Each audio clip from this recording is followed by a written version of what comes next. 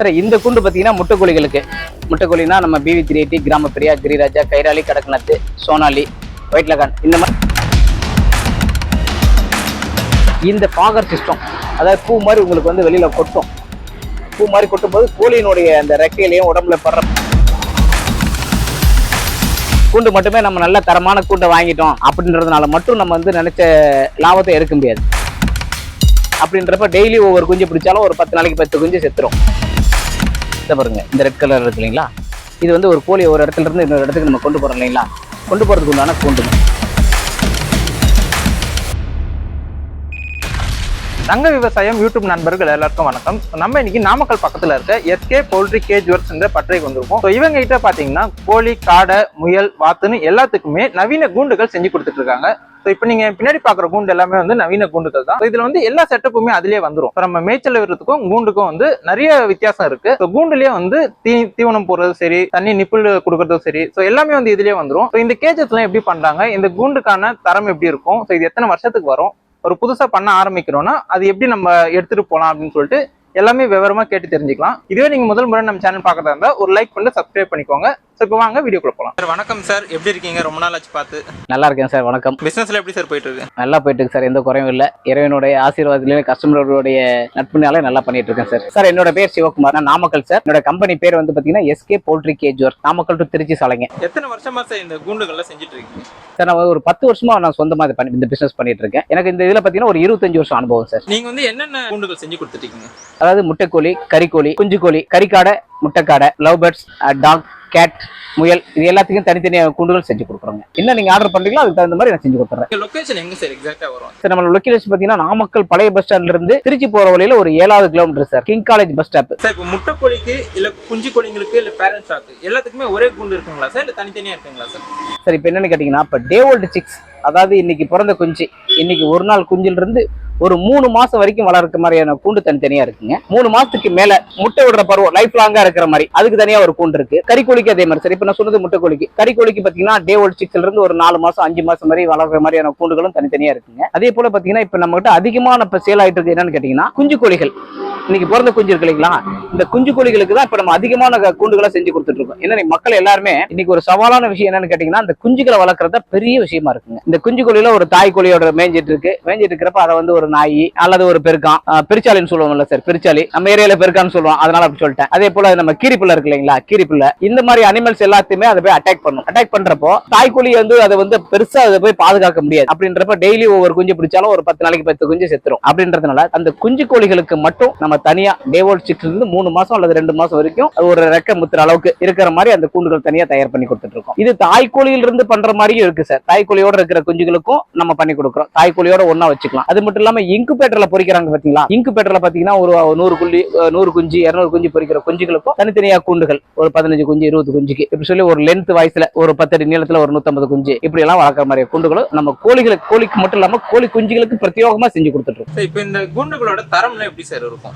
இது துரு பிடிக்குமா, என்ன ஆகும் சார்? சார் இப்ப நம்ம கொடுக்குற கூண்டுகள் பாத்தீங்கன்னா எல்லாமே அந்த கம்பிகள் பாத்தீங்கன்னா Tata mess sir, Tata GI mess, துரு பிடிக்காத கம்பிகள், துரு நீக்கப்பட்ட கம்பிகள் சொல்லுவாங்கன்னு வச்சுக்கோங்க. அந்த மாதிரி கம்பிகள் மட்டும் தான் நம்ம பயன்படுத்திட்டு இருக்கோம். நாமக்கல் கோழி பண்ணைகள்ல பாத்தீங்கன்னு வச்சுக்கோங்க, உங்களுக்கு நாமக்கல்ல கிட்டத்தட்ட ஒரு 3000 கோழிப்பண்ணைகள் பக்கமா இருக்கு. அந்த கோழிப்பண்ணைகள்ல என்ன கம்பிகள் பயன்படுத்துறாங்களோ அதே தரத்தை மட்டும் தான் சார் நாங்க பயன்படுத்திட்டு இருக்கோம். அது இல்லாம நாங்க லோக்கல் கம்பெனி எதுவுமே நாங்க பயன்படுத்துறது இல்லைங்க. என்ன காரணம், இது துரு நீக்கப்பட்ட கம்பெனிங்கிறதுனால 15 to 20 வருஷம் நீங்க தாராளமா பயன்படுத்தலாம், எந்த மாற்றமும் கிடையாதுங்க. அது மட்டும் இல்லாம இப்ப நம்ம கூண்டு மட்டும் வாங்கி போட்டா உங்களுக்கு லாபம் கிடைச்சிடும் நினைக்க முடியாது சார். கூண்டு மட்டுமே நம்ம நல்ல தரமான கூண்டை வாங்கிட்டோம் அப்படின்றதுனால மட்டும் நம்ம வந்து நினைச்ச லாபத்தை எடுக்க முடியாது. கூண்டை எப்படி நம்ம தரமா வாங்கி வைக்கிறோமோ அதே போல ஒரு தரமான கோழிகள், நல்ல நாட்டுக்கோழி வளர்க்கணுமா இல்ல ஒரு முட்டைக்கோழி வளர்க்கணும், நல்ல தரமான கோழிகளை வாங்கி விட்டு அந்த கூண்டுகளை வளர்த்தீங்கன்னா உங்களுக்கு தேவையான லாபங்களை எடுக்கலாம் சார். இப்போ இதுல வந்து நீங்க கொடுக்குற கூண்டுல எனக்கு வேண்டாம் சார், எனக்கு வந்து ஒரு டிசைன்ல வேணும் அப்படின்னு சொன்னா கஸ்டமைஸா பண்ணி தர முடியும். சில கூண்டுகளுக்கு நான் கஸ்டமைஸா பண்ணி தர முடியாது சார். ஏன்னு கேட்டீங்களா, என்கிட்ட சில கூண்டுகள் வந்து ஸ்டாண்டர்டா தான் இருக்கும்.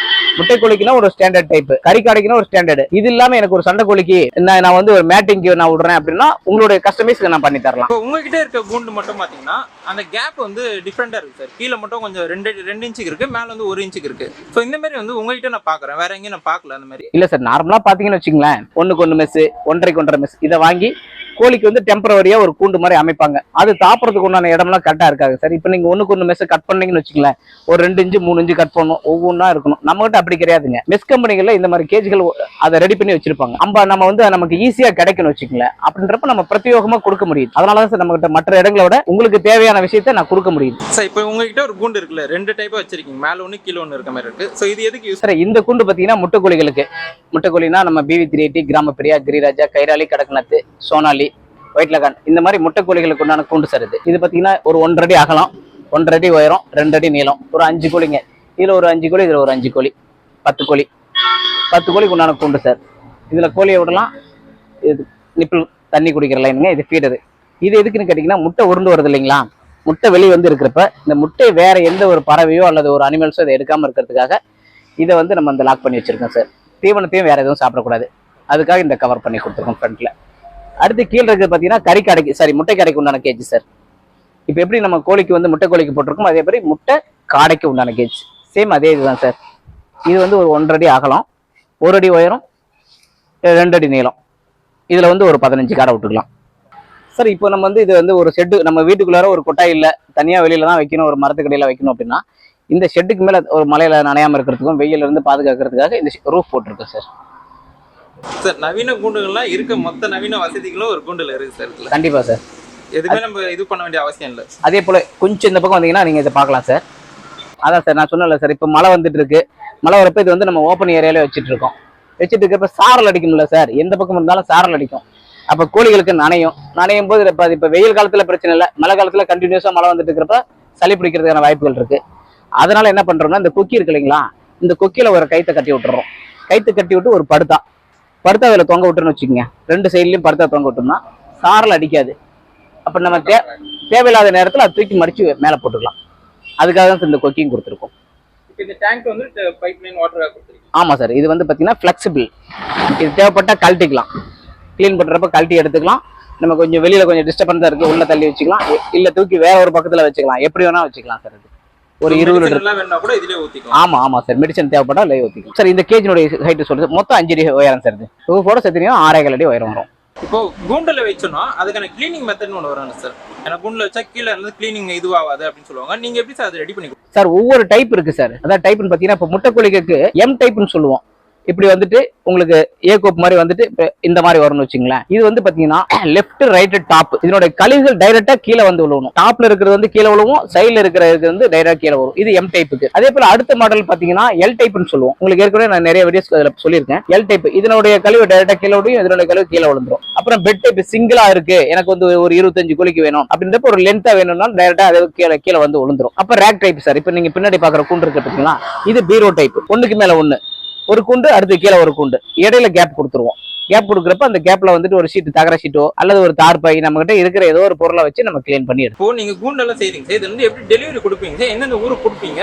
இல்ல நான் பெரிய பண்ணையா வைக்கிறேன், எனக்கு நேரில் வந்து செஞ்சு தர முடியுமா? செஞ்சு தர முடியுமா சார்? சின்ன குவான்டிட்டி நம்ம ஒரு 10 கோழியில இருந்து ஒரு 50 கோழி வரைக்கும் உங்களுக்கு அனுப்புற மாதிரி இருந்துச்சுன்னா, நாமக்கல்ல இருந்து MSS பார்சல் சர்வீஸ்ல நம்ம தமிழ்நாடு மட்டும் இல்லாம பாண்டிச்சேரி, ஆந்திரா, கர்நாடகா எல்லா பக்கமே MSS பார்சல் சர்வீஸ்ல அனுப்பி விட்டுருவோம். ஒரு 100 கோழிக்கு மேல 100 கோழி 500 கோழி 1000 2000 கோழியா இருந்துச்சுன்னா பார்சல் சர்வீஸ்ல அனுப்ப முடியாது இல்லைங்களா. அதுக்காக நம்ம என்ன பண்றோம், ஒரு தனியா ஒரு வாடகை வண்டி பிடிச்சி அந்த வாடகை வண்டியில இந்த மெட்டீரியல், ரா மெட்டீரியல் எல்லாத்தையும் ஏத்திட்டு நம்ம ஸ்பாட்டுக்கே வந்துடும். ஸ்பாட்லயே வந்து நம்ம டீம் வந்து அங்க ஒர்க் பண்ணி கொடுத்துட்டு தண்ணி விட்டு செக் பண்ணி ஏதாவது லீக்கேஜ் இருக்கா, சீனி சாப்பிடறதுக்கு ஏதாவது இடைஞ்சல் இருக்கா, எல்லாத்தையும் செக் பண்ணி கொடுத்துட்டு அங்க இருந்து வந்துடும் சார். ஒரு கோழி குஞ்சில இருந்து பேரண்ட் ஸ்டாக்கா வளர்ற வரைக்கும், தாய் கோழியா வளர்ற வரைக்கும் ஒரே குண்டு போதுங்களா சார்? அதான் சரி. சின்ன பண்ண ஆரம்பிக்கிறாங்கன்னா அவங்க ஒரு குண்டு தான் வாங்க முடியும். ஸோ அவங்க கோழி குஞ்சு வாங்குவாங்க, அதை பேரண்டா வளர்ற வரைக்கும் அந்த குண்டு போதுங்களா? அதான் சார், அதாவது முட்டையிடுற பருவம் இருக்கு இல்லைங்களா, அந்த கோழி குஞ்சு ஒரு நாள் குஞ்சில இருந்து ஒரு 4 மாசம் 5 மாசம் வரைக்கும் வளர்றதுக்கான கூண்டு அந்த கூண்டுக்குள்ளாரையே வச்சுக்கலாம். அது முட்டை விட்டு எனக்கு வெளியில வரணும், உள்ளேயே நான் வந்து கை விட்டு எடுக்க கூடாது, நான் வெளியில வரணும் அப்படின்னா அதுக்கு தனி கூண்டு தான் செய்யற மாதிரி. அப்ப நீங்க வெளியில கூட விட்டுக்கலாம், இல்ல அடக்காக்குற மாதிரி இருந்துச்சுன்னா நீங்க அடக்காத்து அதுக்கப்புறம் முட்டை எடுத்து வச்சு நீங்க குஞ்சு பொறி தனியா வளர்க்கலாம் சார்.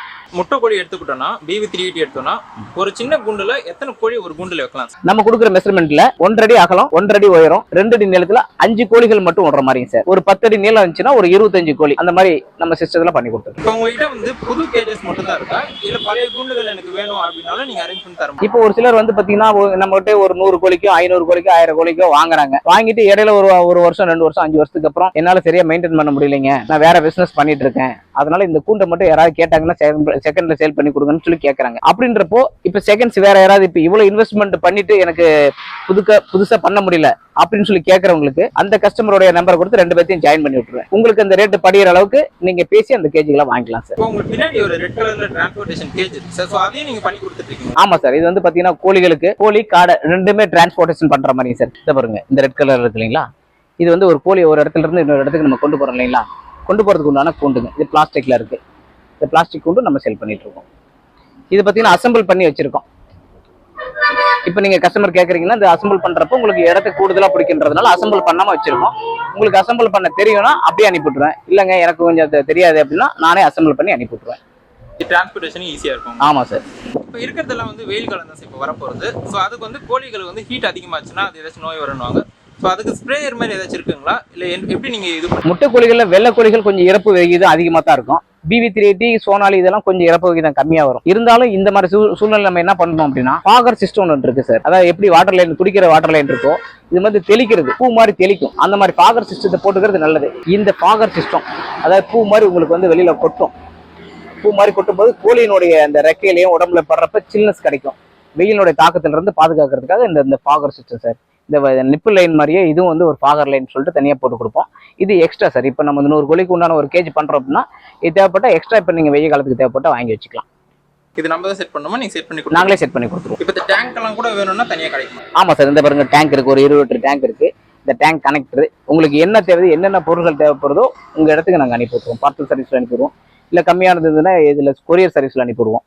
இப்போ உங்ககிட்ட வந்து கூண்டுகள் மட்டும் கிடைக்குமா, இல்ல கோழி குஞ்சுகளை நீங்க வாங்கி தருவீங்களா சார்? நம்ம மட்டும் கோழிகளே இருக்கு சார். அதாவது நம்ம கையில பாத்தீங்கன்னா நம்ம வந்து வச்சுக்கிறது இல்ல சார். வேற ஒரு கம்பெனிகள் இருந்து உங்களுக்கு BB380 கோழி, சோனாலி, கைராலி, கடக்நாத் எது மாதிரி கோழி கேட்டீங்கனாலும் எங்கெங்க கிடைக்குங்கிற டீட்டெயில் உங்களுக்கு வாங்கி கொடுத்துறேன். இல்ல நீங்களே வாங்கிட்டு வந்துறீங்கனாலும் நான் வந்து உங்க இடத்துக்கு கொண்டு வந்து நான் டெலிவரி கொடுப்பேன். எனக்கு எதுவுமே தெரியாதுங்க, நான் இப்பதான் பண்றேன் அப்படின்னாலும் அதுக்குண்டான ஷெட் எப்படி போடுறது, எத்தனை அடி நீளத்துல போடுறது, எத்தனை அடி அகலத்தில் இருக்கணும், உயரம் எவ்வளவு இருக்கணும், அந்த உயரம் ஹீட் இறங்காத அளவுக்கு எவ்வளவு உயரம் இருக்குங்கிற டீட்டெயிலும் நான் உங்களுக்கு கொடுத்துருவேன். அதுக்கு பிறகு நீங்க கோழியை பண்ணையெல்லாம் அமைச்சதுக்கு அப்புறம் கேஜ் நான் செட் பண்ணதுக்கு அப்புறம் கோழியை விட்டீங்க, கோழி இந்த இப்ப சம்மர் சீசன் நிறைய இறப்பு வருது, ஒரு கண்ணு வீக்கம் இருக்கு, கால் இழுத்துக்குச்சு, இதுக்கு எல்லாத்துக்குமே மெடிசன் என்னென்ன மெடிசன் வேணுங்கிற டீட்டெயிலும் நான் உங்களுக்கு பண்ணி கொடுத்துறேன். அது மட்டும் இல்லாம மெடிசன் மட்டும் இல்லாம சார் உங்களுக்கு அந்த கோழி வந்து பாத்தீங்கன்னா இப்ப முட்டை கோழி வாங்குறீங்க, முட்டை கோழி வந்து 1.25 வருஷம் முட்டை விட்டதுக்கு அப்புறம் இந்த கோழி என்னங்க பண்றது, இதெல்லாம் நான் எங்க சேல் பண்றது அப்படின்னாலும் அந்த கோழியில நானே உங்களுக்கு சேல் பண்ணுவேன். கூண்டு மட்டும் பண்ணல, ஒரு பிசினஸே எல்லாமே பண்ணி கொடுத்துட்டீங்க. கண்டிப்பா சார். இப்போ ஒரு புது பண்ணையாளர் இருந்து ஒரு புதுசா கோழி பண்ணை வைக்கணும்னு வராரு.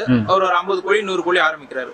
அவர் வந்து தினசரி வந்து எவ்வளவு லாபம் எடுக்க முடியும் சார் அந்த கோழியில வச்சு? ஒரு 100 கோழிக்கு உண்டான கேஜ் வச்சு பண்றாங்கன்னா அவங்களுக்கு தினமும் ஒரு 400 இருந்து சார் 400 ரூபாயில இருந்து 500 வரைக்கும் கிடைக்கும். மாசம் ஒரு 12,000 இருந்து 15,000 வரைக்கும் ஒரு 100 கோழியில சம்பாதிக்கலாம். பெருசா எதிர்பார்க்க முடியாது. நம்ம 100 கோழி வச்சிருக்கிறோம், மாசம் ஒரு 30,000 கிடைக்கும், 20,000 கிடைக்கிறதுலாம் கிடைக்காதுங்க. சில நேரங்கள்ல 10,000 கூட கிடைக்கும். இப்ப நம்ம 100 கோழினா 100 கோழி முட்டை விட போறது இல்ல, ஒரு 70 கோழி விடும், 80 கோழி விடும், சில நேரத்தில் 95 முட்டையும் வர மாதிரி இருக்கு. அது நம்ம எப்படி மெடிசன் கொடுக்குறோம், எப்படி காப்பாற்றுறோம், அதை பொறுத்து தான் சார் இருக்கு. சரி சரி, இப்போ உங்களுக்கு தொடர்பு கொள்ளணும்னா உங்க கான்டாக்ட் நம்பர் சார். என்னோட நம்பர் 9715075310.